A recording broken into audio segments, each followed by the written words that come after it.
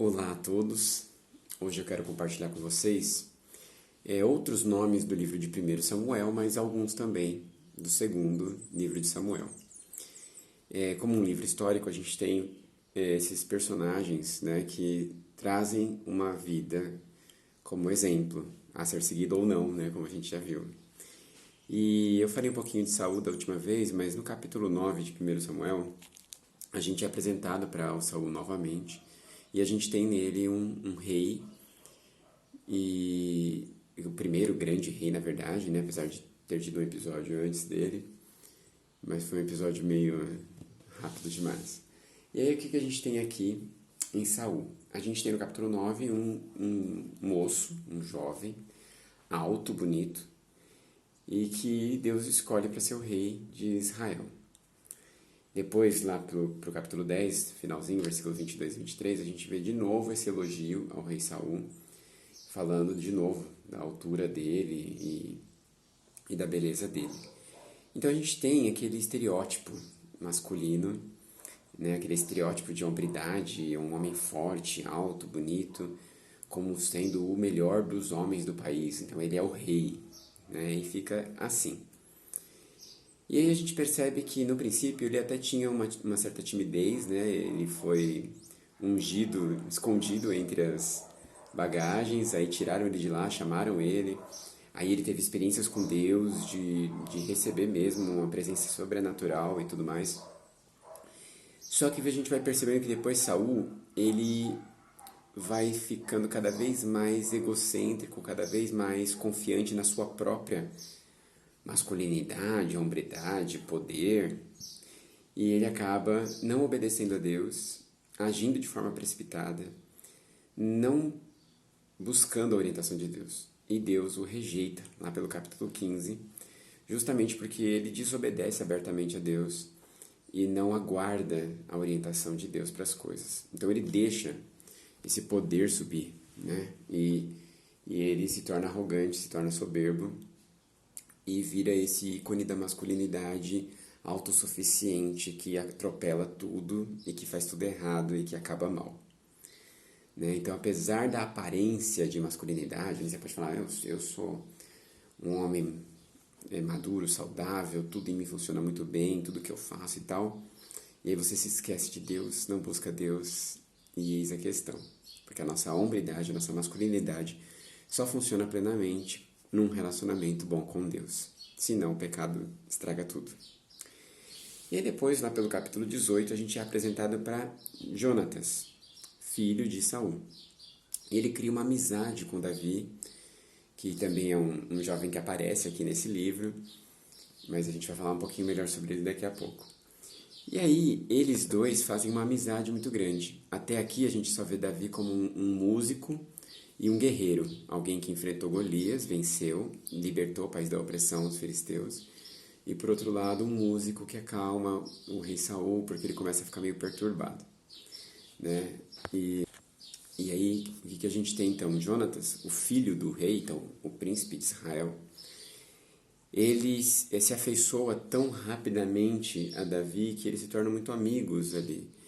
Né? E a gente tem no capítulo 20, eles também fazendo uma aliança em que os descendentes de ambos os lados sempre teriam um acordo. Né? Ele diz assim, versículo 40, Jonatas deu as suas armas ao rapaz que o acompanhava e disse, anda, leva-as à cidade. Indo-se o rapaz, levantou-se Davi do lado do sul, prostrou-se 3 vezes, eles se cumprimentaram, choraram juntos, Davi, porém, chorou muito mais. Disse Jonatas a Davi, vá em paz, porquanto juramos ambos em nome do Senhor, que o Senhor seja para sempre entre mim e ti, e entre a minha descendência e a tua descendência. Então Davi se levantou e se foi, e Jonatas entrou na cidade. Eles se gostavam muito, e eles souberam que realmente Saul queria matar Davi, e eles perceberam que não dava mais para eles conviverem, por causa do pai, que estava malucão. E aí eles lamentam muito isso. Eles fazem uma aliança em que os descendentes deles se respeitariam e se protegeriam. Né? Quer dizer, uma amizade que gera frutos para gerações, de fato. E aí, quando a gente vai lá para o segundo livro de Samuel, porque depois Jonatas vai para uma guerra com o pai dele e ele acaba morrendo nessa guerra, infelizmente. E aí no capítulo 1 a gente tem Davi lamentando a morte dele, no segundo livro de Samuel. E aí ele diz assim, versículo 26, Estou angustiado por ti, meu irmão Jonatas. Tu eras amabilíssimo para comigo. Excepcional era o teu amor, ultrapassando o amor de mulheres. Então, quer dizer, ele tinha uma relação de amizade tão forte com Jonatas, que para ele representava mais do que a relação que ele tinha com as mulheres na vida dele. Aí as pessoas ficam falando muita besteira sobre isso. Ah, eles tinham uma relação homoafetiva. Ah, porque isso é homossexualidade na Bíblia e tal. Não, né? Eles eram amigos, eles prometiam paz entre os descendentes, quer dizer, eles admitiam perfeitamente que eles iriam casar com mulheres, cada um com a sua, e que não tinha nada a ver com uma relação sexual, não tinha nada de sexualizado nisso. Eles eram plenamente amigos, profundamente amigos. E a amizade deles era muito, muito forte um pelo outro. Mas eles não tinham nenhuma confusão de identidade, eles não tinham nenhum desejo, certo? Eles tinham um amor e um respeito muito profundo de amizade, coisa que, por causa da crise homossexual e dessa agenda que existe hoje em dia aqui, a gente fica tão difícil de entender como dois homens podem ser profundamente amigos, sem dependência emocional, sem crise de identidade sexual, sem nada disso, mas serem fiéis, profundamente amigos, desejarem com todas as forças o bem e que tudo dê certo para o outro, né? E querer a presença do outro como amigo e ponto, né? E aí a gente tem depois, pelo capítulo 24 do primeiro livro de Samuel, Davi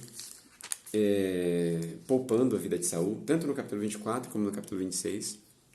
Saul tenta matar Davi, da metade do livro para frente. E Davi ele tem uma atitude muito legal, que é a de honrar a autoridade de Saul e a de se sacrificar pela autoridade do rei. Então o que a gente percebe em Davi, e até no padrão bíblico, né?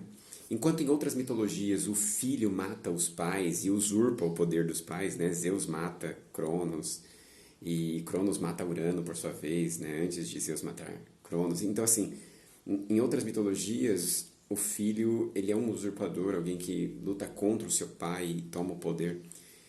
Na compreensão cristã, no Deus verdadeiro, há um sacrifício de todos por amor, né? Do pai pelos filhos, dos filhos pelo pai.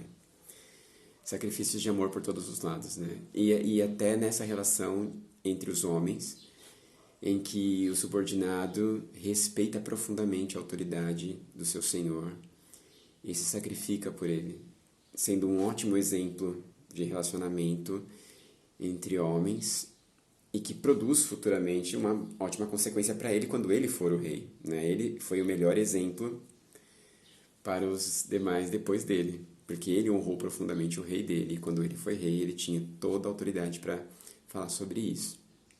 Então a gente também vê essa relação entre Davi e Saul muito interessante, que a gente tem muito a aprender com ela, né? Como a gente honra as pessoas que são autoridades sobre a nossa vida, ainda que elas errem. Né? Como fazer isso, né? Que amor sacrificial é esse? Que pode corrigir, porque Davi corrigia Saul, ele não era indiferente, mas ele respeitava. Era uma correção com um profundo respeito. Ele não ousava atingir, atacar, se revoltar, nada do tipo. E aí tudo bem, aí a gente termina então esse livro de 1 Samuel com esses personagens aí, né? Jonatas, Saul, Davi entrando na história. Então Davi, descendente de Boaz, que a gente já estudou aí no domingo passado, agora ele, um jovem da tribo de Judá, começa a se destacar como um grande guerreiro, alguém que vence um gigante, alguém que mata vários filisteus para poder conseguir um casamento, né? Que é uma cena muito interessante também. Ele é exigido para casar com a Mical que ele consiga 100 prepúcios de filisteus, e ele mata 100 homens filisteus e corta o pênis e traz. Então, o preço do casamento foram 100 pênis, mostrando a fidelidade dele em obediência ao rei e a conquista dele contra os povos inimigos, a capacidade dele de proteger o país e de ser uma força contra os inimigos, né? É uma cena meio estranha, mas é interessante. E depois a gente tem, então, Davi mesmo como rei, como alguém estabelecido. E lá em 2 Samuel 3, a gente tem esse problema que se repete nesse contexto do Antigo Testamento. Em Hebron nasceram filhos a Davi. O primeiro foi Aminon, filho de Ainoã. O segundo, Quileabe, da Abigail, viúva de Nabal. O terceiro foi Absalão, filho de Maaca. O quarto foi Adonias, filho de Agite. O quinto, Cefatias, filho de Abital. E o sexto, Itreão, de Eglá, mulher de Davi. 6 filhos, cada um de uma mulher diferente. Então, nós, de novo, temos aqui a questão da poligamia. Capítulo 5, versículo 13, vai falar a mesma coisa. Né? Tomou Davi concubinas e mulheres em Jerusalém. Nasceram-lhe mais filhos e filhas. E em Jerusalém nasceu Samua, Sobabe, Natã, Salomão, Ibar, Elisua, Nefeg, Jáfia, Elisama, Eliada, Elifelete. Então, várias mulheres, vários filhos. Né? O problema da poligamia, como uma expressão de poder, de riqueza, e agora ele sendo rei, ele faz isso, ele pode, e como isso vai trazer consequências muito ruins para a vida dele depois, né? Mas como rei, tinha que ter várias mulheres, e tinha que ter não, né? Ele colocou isso na cabeça dele, vários filhos como herdeiros e guerreiros. Então, o problema de usar a sexualidade como estratégia de poder e de status. Péssimo, né? E aí depois a gente termina por hoje com a história mais conhecida da vida de Davi, que é o adultério com Batseba, no capítulo 11 e 12 de 2 Samuel, em que Davi está no período de guerras, não foi para a guerra, ficou no palácio dele à toa, e essas varandas de palácio são um perigo, porque elas são o lugar típico que representa esse acomodamento pela falsa segurança, um lugar perigoso onde eu acho que eu posso tudo o que eu quero, onde eu tenho poder para fazer o que dá na telha, e isso é muito ruim. E aqui nós temos esse Davi olhando uma mulher tomando banho, a mulher do soldado mais fiel que ele tinha, e ele deseja essa mulher. Ele deseja, ele possui essa mulher, ela engravida, ele tenta disfarçar chamando o soldado dele, dando uma promoção para o soldado dele, falando para ele ficar com a mulher. O cara é tão fiel que não faz isso. Ele fala, não, os outros soldados estão em guerra, como que eu vou desfrutar da minha mulher? E ele fica protegendo o castelo.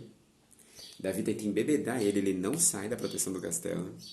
E aí Davi acha como solução colocá-lo na frente de batalha desprotegido para que ele morra. E o escândalo não veio à tona. Mas Deus revela o escândalo para tratar no coração de Davi. E a criança, fruto desse relacionamento, morre. Então, olha como é trágico, né? Um homem como Davi que não sabe controlar seus desejos sexuais, que usa isso como status, como poder e acaba perdendo a noção dos limites. E acha que pode usar uma mulher, sendo a mulher do homem mais fiel que ele tinha. É um contraste. Urias é o exemplo da fidelidade e Davi o exemplo da irresponsabilidade. Então ficamos até aqui hoje, mas depois a gente continua com essas histórias de Davi, as consequências desse ato, inclusive. Mas hoje para a gente pensar nesses exemplos, nesses homens, e tomar atitudes de santidade em função de tudo isso. Que Deus capacite cada um de nós a sermos homens plenos, homens em construção na presença do Senhor.